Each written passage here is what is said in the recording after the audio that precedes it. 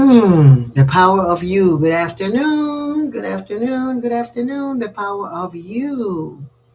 Here we are again. The power of you is another Wednesday with Yellow Day Yeyefini. Today we want to speak a little bit about weariness.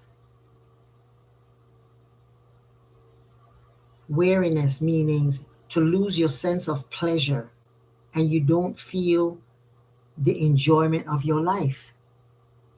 It's very important during this time of the year. We're just coming out of not coming out, we're still in the full moon, feeling all of the energy of Taurus, of Oshun, and coming up in another retrograde coming in to give us just for us to sit back and reflect. So weariness, this is a time with the change of the time change also has had an effect on many of us. And we're feeling kind of like, maybe I need to catch up on some sleep. So if you're feeling very tired during this time, it's normal, it's accessible to you to rest. This is a time for us to just sleep. Remember, as children, we had to take a nap because if we didn't take a nap, we were getting all discombobulated and cranky and irritable. You have the right to take a nap. 15, 20 minutes. That's all you need to recalibrate. So weariness is when you lose your sense of pleasure and don't feel the enjoyment of your life. There are a lot of things that are happening in the world, and things have always happened in the world that helps us sometimes to disconnect to the reality that everything that happens in the world, we have the power to shift it. The power of you is to decide how you want to handle each situation.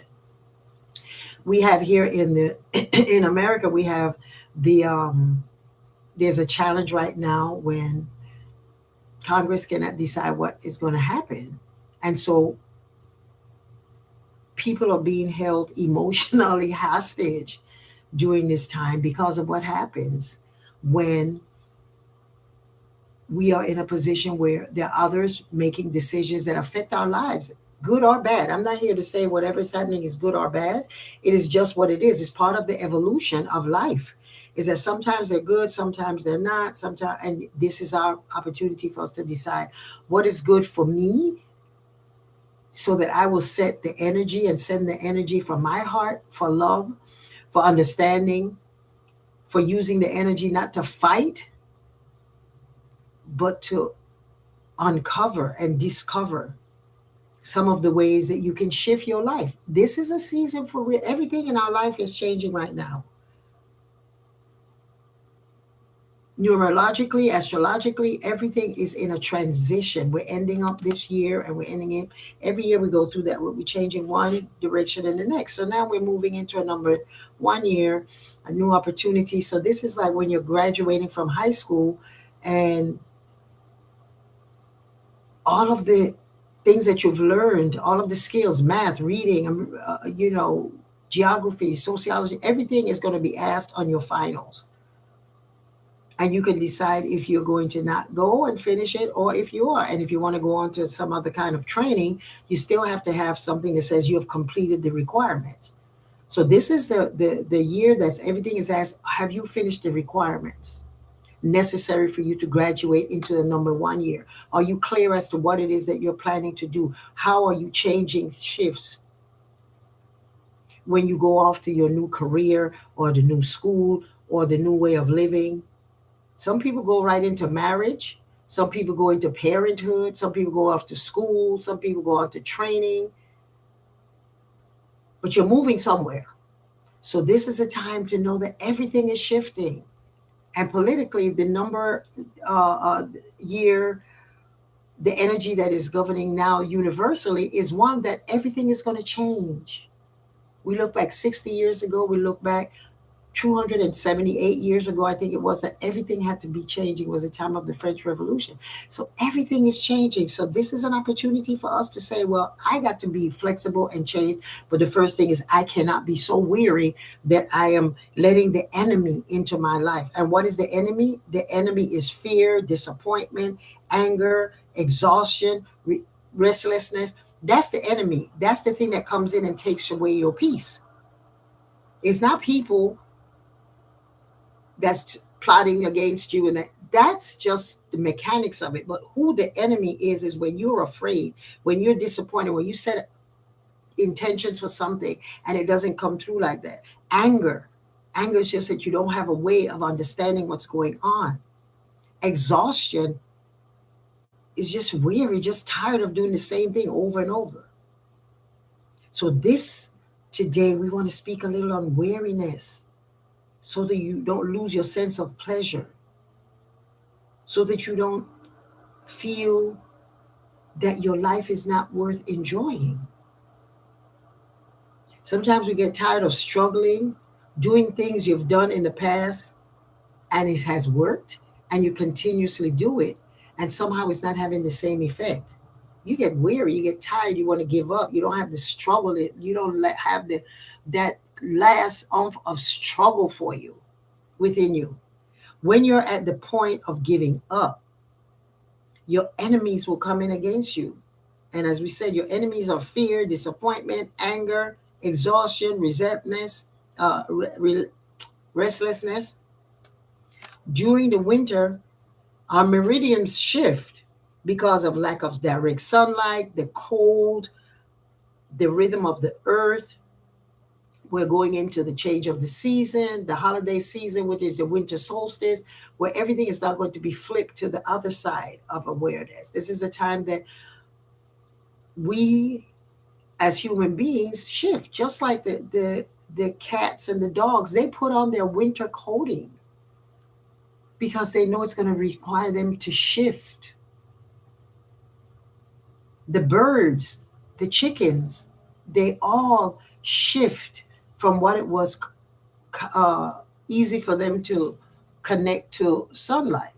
Now they have to protect the warmth of their body, so they instinctively, because of the way that they're created by the creator, is to know when to shift and not fight and says, I like my summer coat. I am not going to shift my coat and I'm going to continue being who I am during the summer. That's not going to work. And there's a conversation that says that animals are dumb. You want to ask who's the dumb ones? They already know how to start shifting. They don't wait till December to shift. The birds are gone. The birds in my yard, the hummingbird, she left the beginning of September. That was it. Usually we have here a little warmth because September may go into October. She was gone. She stopped coming. All of the birds have gone south for those of us that live in the north, because we know that season is coming. Don't fight the polarities. Go with the flow. And so the lack of sunlight and accessible for us to go out and ground our feet in the ground because it's cold in the northern hemisphere. And that's difficult because our body has gotten used to the summer and the spring and the fall. This is a time to shift, so it's okay. And so now, on top of that, we have something that's going on within the US that is, because of the political climate right now, we are being asked to drastically change the way that we're looking at how we're going to move forward. When we are in a position that something outside of us is dictating how we're to move, then we have to learn how to move with it. We have been doing such a good job.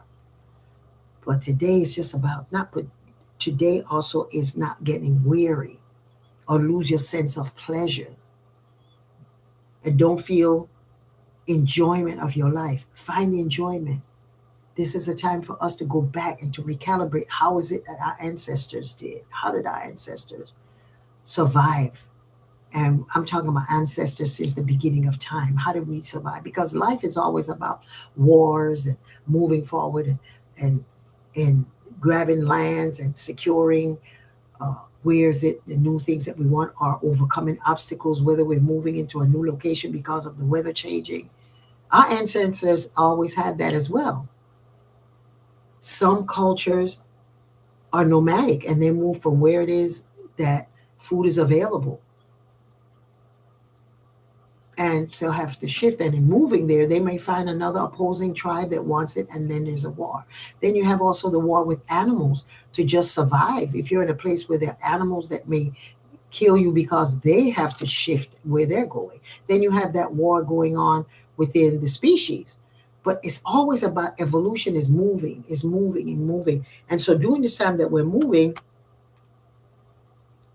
some of the things that are distracting us are, of course, we're saying, oh, wow, what are we going to do for the holidays? What are we going to do about the way that we used to do things, the way that everything meant something to us in this last 50 years, the last 100 years? Things can change.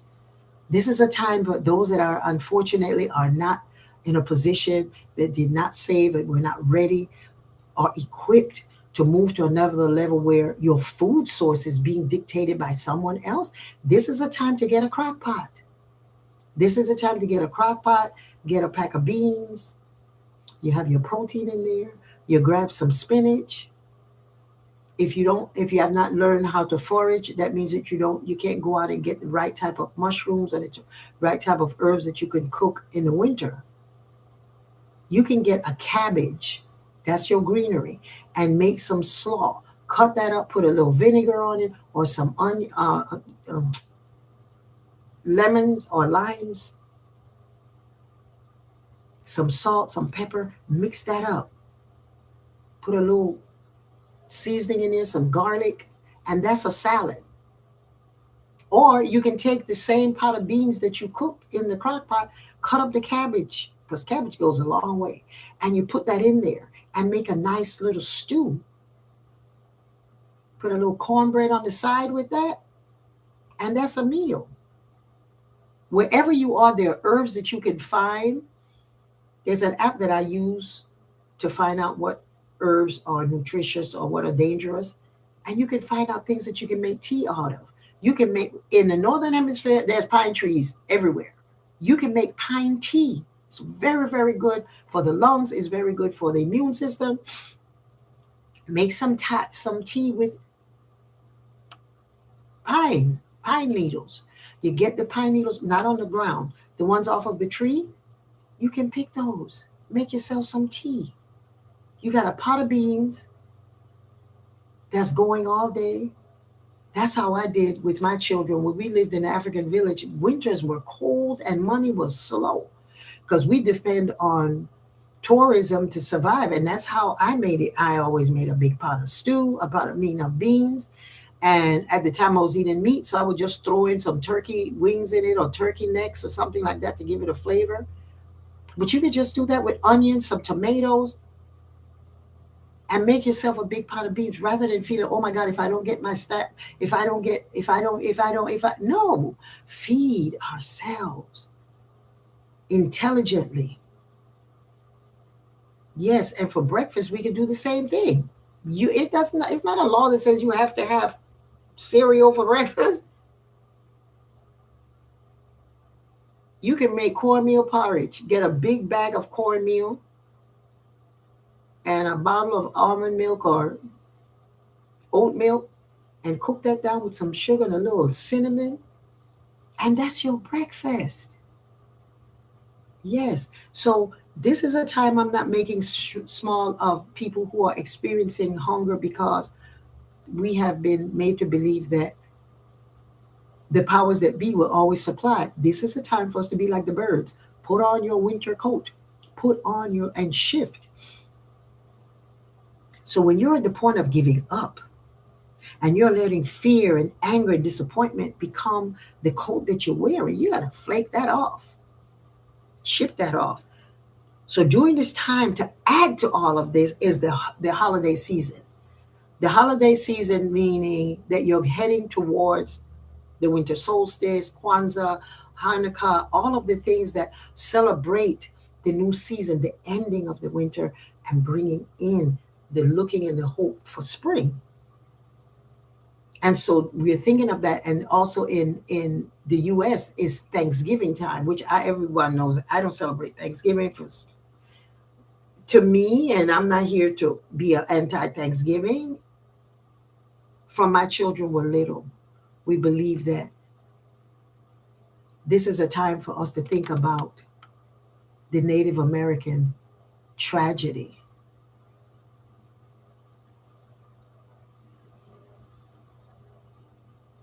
That's a time for us to think about one group of people, the injustice that was done, the trail of tears. That's what I focus on during this time. And I do rituals to pray for those ancestors. And I pray for the ancestors who, after the enslavement of our people, we think about, and I do services for the when we came through the period of Reconstruction, where our ancestors were put in position that they were allowed to vote. And 3 years after the vote, the KKK came in and destroyed it. And there went the power of knowing that the vote had the power for you to be different after fighting the war. And some of us, our ancestors died during the war and came back and did not have the right. And after Reconstruction and then the freedom of the enslaved people, they were able to vote and have representation. And then one day it was not, we're not going to do that anymore. Y'all are back to being enslaved. Those are the things I think about on Thanksgiving. Those are the things that I do. So I'm kind of strange like that. And over these years, and I don't have a dogma where my children, thou cannot celebrate. No, that's just me. And it makes sense to me that the Trail of Tears happened where you get a group of people that decide that you're going to take people from where they're from the eastern part of the United States, and move them to the west where they have no access to sunshine. They don't have access to water. They don't have access to the connection that they have to the rivers and the sea, and put them out there to die. And we celebrate that. That's what I do. I think about the people that one day the Koreans were just, the Japanese rather, were just, after the war, said, okay, y'all go to concentration camps. And then they put them in places to live that was so disconnected from their culture. If we don't take responsibility for the things that are happening and has happened in our lives, we set ourselves up to be part of the karma for them. That's must me being weird. So that's the time that I pray for that, for our Native American, the indigenous people, the first natives. And so this is a time for us to take a decision. How are we going to do this? If you're going to let the enemy of fear, disappointment, anger, exhaustion, restlessness take care of all that is supposed to be inspiring you, and you're getting depressed, the holiday, the memories of past Thanksgiving and people that were there to celebrate Thanksgiving around the meal, or some people are not speaking, some people are no longer with us on this plane. Those are triggers that bring in despair, that brings weariness, that makes you tired, that make you break out, that make you just be in a place where I don't want to be here. I don't know where I want to be. That's depression. Depression puts you in a place where you're looking at life from a very dark place because the externals are affecting you. People of color, I'm speaking of who I am as a melanated person and in the diaspora, and people all over the world who come from a culture, and it is deep in our cultural DNA. We have to have community and we have to have ritual. Like Malidoma Somé said in his book, that when we see the disorganization of a culture, it's not the people, it's a call for ritual for the society, and by the society, bring us back into the collectiveness and the collection of knowing that we, each one of us, are like a little light that triggers the big light to make sure the big light is burst into combustion so that we can all find peace. So each one of us, when we get depressed, we are bringing that depression energy to everybody that's interacting with us.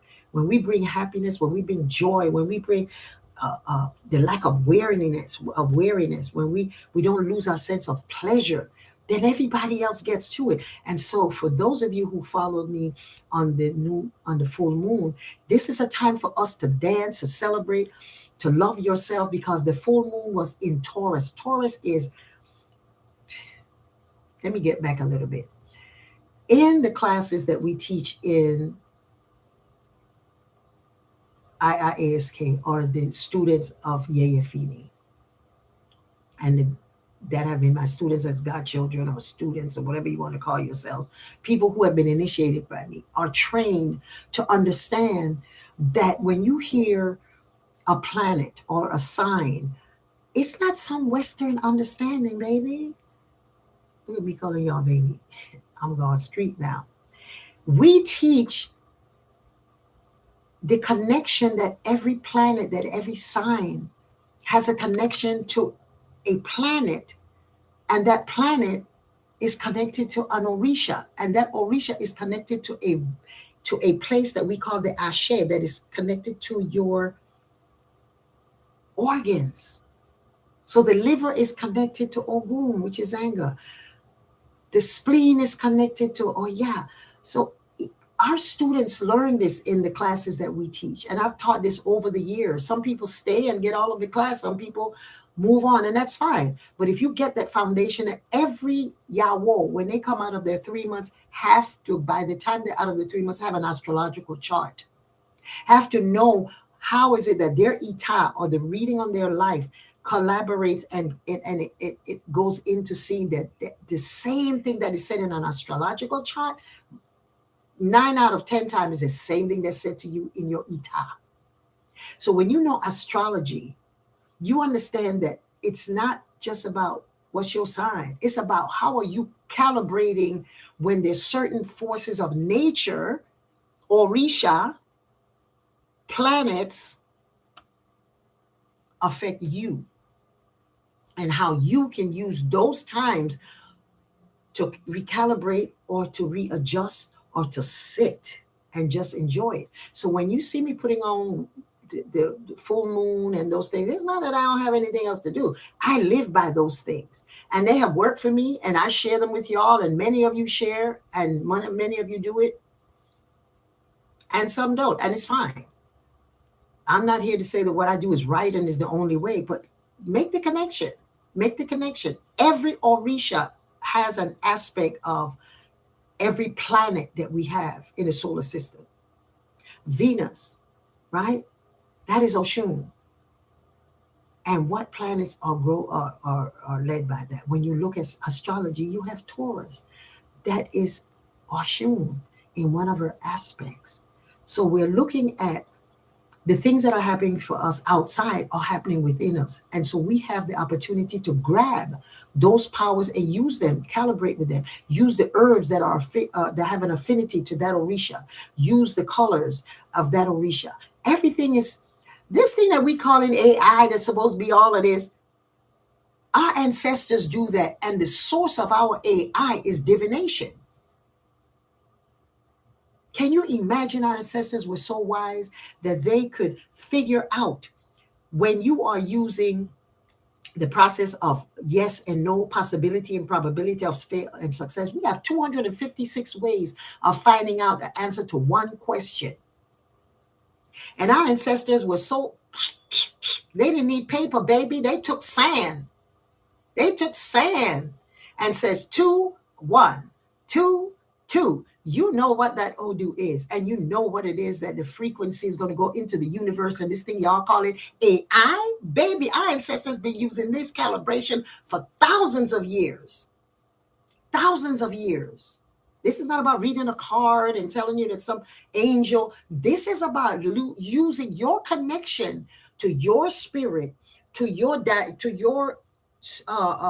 your organs, to all of your organs, that is the ashe, to how you can use that particular time to recalibrate some part of your body that is telling you that you need to give it more blood, you need to give it more attention, because when you do that, you reach the energy that we may call Oshun or Yeyos in the river. She is in the planets, baby.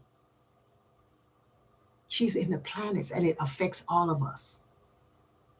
So I wasn't going in this direction today, but we're going in that direction today. So knowing that this time of straining you and holidays and the memories and the triggers and the despair that's coming, it's all coming because it's an appointment that we have with ourselves to look at what we're going through, see how we can recalibrate it, go get you a crock pot, You can get a crock pot at the Goodwill for $10. You don't have to go and order it on Amazon for $45. You can get a pack of beans for $1.25 at one of them stores. I ain't giving them no credit, but one of them cheap stores. You can get it. And so when we have triggers that come up during the holidays, like, oh my God, this is happening. And look for the one thing as people of color, and that's what I was getting to say, and then I went on the other edge, is that you need community. This is the time for you to find community. If you have a falling out with your family and y'all don't do holidays like me, that's one of the things that broke my family and me, is because I don't do Thanksgiving and I didn't bring the children. Then you find a community that do the same things like you. Or you create something that gives you some sanity and call some other people in to hold your hand. We are a people of color, need community. We are governed by the planet of Olokun, which is Neptune. Neptune is a water energy, is a nurturing energy. That's why we are able to say, come in and take our land and give us the Bible. Our people, we are so loving and nurturing. As a people, when you study astrology and Orisha, there's a class that I did like 2003 that is Orisha and astrology. I didn't even remember I did that class. So that's another class for our priesthood class. To understand that everything that is happening outside is happening within you, and you have that in your thing. The calibration you have meditation to go through into. You have herbs. I give plants in my books. You have the bath that you can take to balance you. All of that are 50 million things for you to understand that ain't nobody outside of you controlling you. Do what you know is necessary. If you need to vote, then vote. If you need to go ask your community, hold them hostage, do that. Whatever you feel like you need to do. If you need to clap your fan, if you need to do your dance early in the morning, whatever you need to do. But in the meantime, make sure that you're also addressing the fact that you may have to dig in deep into learning what it is our ancestors did doing reconstruction, where our ancestors were bold enough that after they came out of slavery, they had the balls and the nerves and the courage and the dedication to go and vote, and put people in positions of leadership. Baby, it may not have lasted but 2 years, but one session, but they did. And they knew that kind of determination. How did Toussaint Louverture and all of those people in Haiti, they weren't waiting for anybody to show them how to be free. So this is our time for us to get our crock pots and do what we need to do and recalibrate. Go back to how Big Mama used to do. She took care of all of us. And ask yourself during this time, why am I feeling this? Why am I feeling this despair? And the answer is you need community. You need people that can support you. But more than that, you need to recalibrate yourself and know that everything that you desire is within you. Do not get weary and lose your sense of pleasure. Don't feel the enjoyment of your life. There's enjoyment of your life. Sweating is a good way of detoxing. Find a way to go run, walk on your treadmill, dance, whatever you can to recalibrate. Don't sit feeling weariness that you've tried it this time and you've done it all along and now you can't do it. Try something else because it's there. It's in the universe. So today, we just want you to remember that the power of you is within you. I am relying on y'all to send the energy of positivity for me, just as y'all are expecting me to come on Wednesdays, sometime on time, to do what it is that I do, just to share with you. I learned that sharing from my mom, and I said that so many times. And she's sitting right here with me in the spirit. Is that always sharing? She would give us, cut whatever it is that we have, and I'd be so upset. She have to cut a piece of chicken for people or give them the last fruit that we have. I learned that. And that's why we came from nothing materially to having a whole lot of wealth in my family through my mother's courage and determination and showing us that sharing is always receiving. So today, go out there. Don't let despair hold you down or weariness. Get some rest. Give yourself permission to take a nap and start thinking about how you're going to deal with, not if, when the thing comes off of us and we can, no. How can we do this for the long haul? Last year, I wanted to learn how to smoke the animals, the meat that we have. My freezer is full of all types of meat. If anybody needs some, you can come and get it. I got goats, chickens, rams, sheep, ducks, because I had a feeding ministry, and from that I found the wonderfulness of being able to cook for people during the cold weather. So I'm thinking of doing that. That if this thing that's happening in in the government and we are not getting the resources, I may just start my little ministry right here in Winston-Salem, because the meat is here. I can cook the heck out of some sacrifice meat. Get a big bag of rice, get me a cabbage, and go down to the bus station where these brothers and sisters hang out because they're just hoping for some money, and just give out some plates.